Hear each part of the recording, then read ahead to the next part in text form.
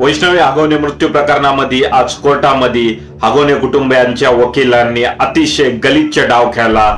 वैष्णवीचं चारित्र्य हनन करण्याचा त्यांनी एक प्रयत्न केला. हगवणेंचे वकील जे विपुल दुशिम पुण्यातील नामांकित क्रिमिनल लॉयर आहेत, त्यांच्या म्हणण्यानुसार वैष्णवी एका व्यक्तीशी फोनवरून चॅट करत होती आणि ती चॅट करत असल्यामुळेच हगवणेंनी त्यांच्यावर मारहाण केली, 4-5 चापट्या मारल्या म्हणून काय तिच्यावर पुढे त्यांनी हॅरेसमेंट केली नाही, असाही त्यांचा एक युक्तिवाद होता. हगवणे कुटुंबाकडे 5 कोटीच्या विविध गाड्या आहेत, त्यामुळे ते एका फॉर्च्युनर जी 50 लाखाची आहे त्यासाठी वैष्णवीचा छळ का करतील?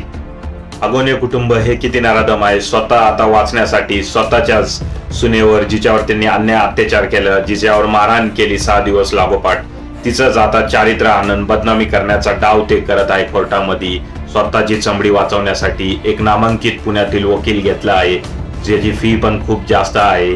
असा वकील त्यांनी आता नेमला आहे. पैशाच्या जोरावर या केसमधून ते पळवाट शोधण्याचा प्रयत्न करत आहेत. परंतु कायद्यामध्ये कितीही पळवाट असल्या तरी आता या केसमध्ये कोणताही वकील आणला हगवणेंनी तरी ते वाचू शकत नाही, कारण पोस्टमॉर्टम रिपोर्ट हे हगवणे कुटुंबाच्या विरोधात आहे. 6 दिवस तिच्यावर, वैष्णवीवर यांनी मारहाण केली आणि त्यातील 30 वन तिच्या शरीरावर आहे आणि त्यापैकी 10 ते 12 वन हे त्याच दिवशीचे आहे ज्या दिवशी तिने आत्महत्या केली. त्यामुळे हगवणे कुटुंबांनी आता कितीही याच्यातून पळवाट काढायचा प्रयत्न केला तरी ते यात यशस्वी होणार नाही. काय वाटते तुम्हाला या सगळ्या कायदेशीर लढाईबद्दल? कमेंट करा.